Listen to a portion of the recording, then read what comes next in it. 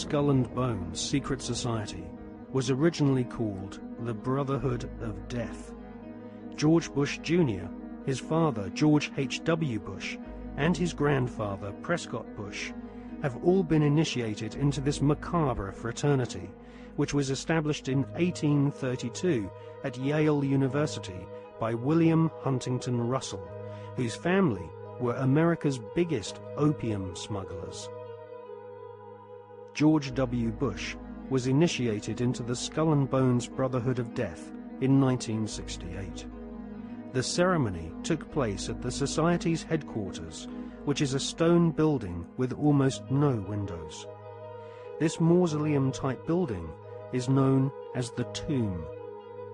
There is a small enclosed courtyard, an internal chamber where initiates lay masturbating inside a coffin, and a museum of artifacts held sacred by the Society's members, which are all called Bonesmen, regardless if they are male or female.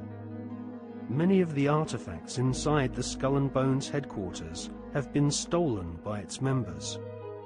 To prove their devotion to the Brotherhood of Death, Bonesmen have robbed graves, bringing human skulls and skeletons back to their tomb and placing them in glass display cabinets. For nearly 40 years, George W. Bush has been an active member of this most bloodthirsty occult secret society. His allegiance is primarily to his fellow Bonesmen, not the American people. In order to prove his devotion to the Skull and Bones, Prescott Bush, grandfather of George W. Bush, savagely desecrated the grave of Apache Indian chief Geronimo. Prescott Bush robbed Geronimo's grave and had Geronimo's skull placed in a display case alongside the order's other treasured possessions, which include silver tableware from Hitler's Eagle's Nest headquarters in Nazi-occupied Austria. Welcome to the satanically inspired secret world of the Skull and Bones Brotherhood of Death. Welcome to the sick world of the Bush family.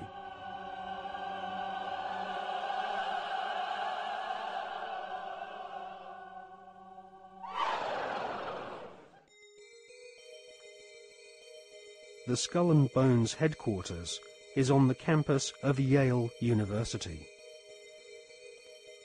Yale is home to several other lesser secret societies, including the Scroll and Key. Alexandra Robbins is an American journalist who has written a book about the Skull and Bones called Secrets of the Tomb. In her book, she traces the origins of this cult, which was funded from profits of the Russell Company in the early 1800s. The Russell Trading Company was nothing more than an opium trading empire, which, still to this day, is the corporate arm of the Skull and Bones secret society. William Huntington Russell had travelled in Germany during his student years and was befriended by a disciple of Adam Weishaupt's Bavarian Illuminati. Upon returning to the USA in the early 1800s, Russell used some of his family's opium wealth to fund the building of the tomb at Yale University. Russell initiated several of his fellow classmates, including Alphonso Taft, who would go on to become the Secretary of War and ambassador to Russia. Alphonso Taft's son became President of the United States, and so a time-honored tradition of hereditary membership of the Skull and Bones Brotherhood of Death was begun. We see this tradition continued to this day, with senior Bonesmen encouraging young initiates to marry into each other's families, their sons and daughters following in their parents' footsteps and becoming disciples of this most unholy of orders.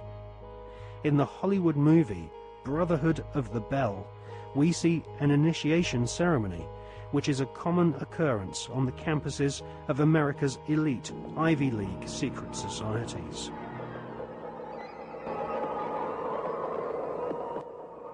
Mr. Patterson, Philip Everest Dunning, Mr. Chad Harmon, Mr. Dunning. Mr. Dunning. The articles and letters of the Brotherhood.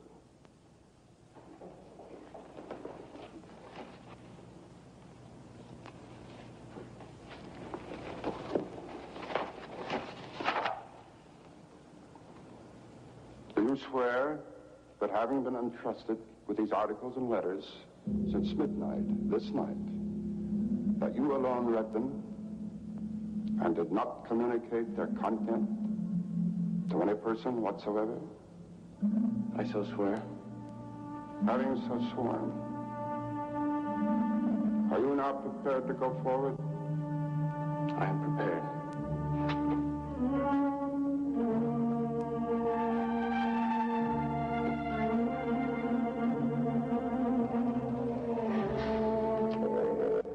Mr. Dunning, for over 200 years, Brothers of the Bell have been initiated before the spell, and in the same ceremony at sunrise.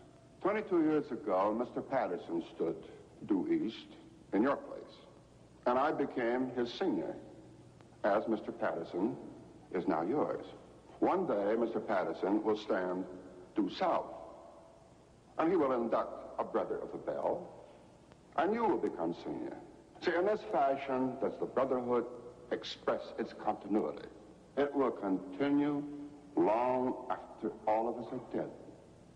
But that continuity depends upon one thing: obedience.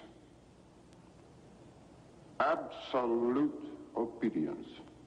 If and when you are ever called upon by Mr. Patterson to pay your due bill, you must comply, whatever is asked of you. Well, that bill may come due tomorrow, in 20 years, or never. It will not be a matter of money. It will be an act of fealty, of loyalty to the Brotherhood of the Bell. Now, if you require anything at all, get in touch with your senior, and he will see to it that it's arranged for you.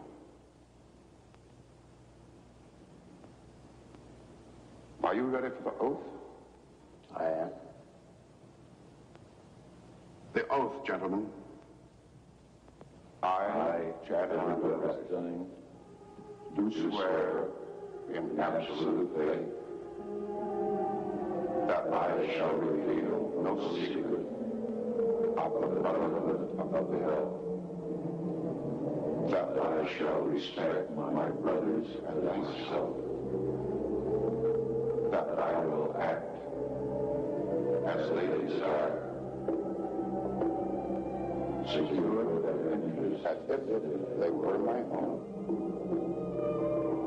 And I pledge this, my honor, my fortune, and my life.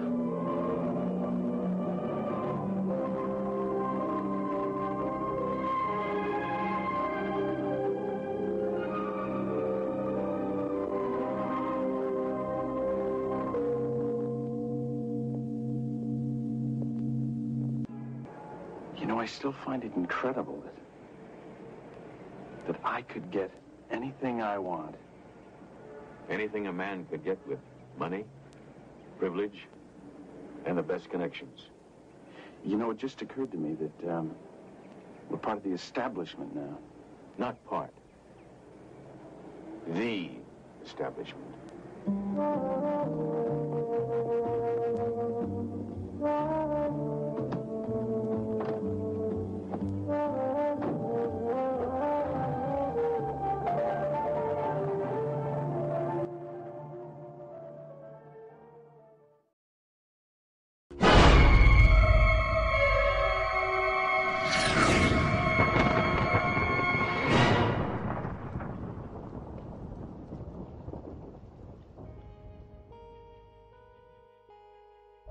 In her fascinating book, American journalist Alexandra Robbins claims to have unearthed a skull and bones plan to dominate the world. One can't help recognizing the fact that in the 170 years since the formation of the Skull and Bones Society, it has members in the most influential jobs all over the world.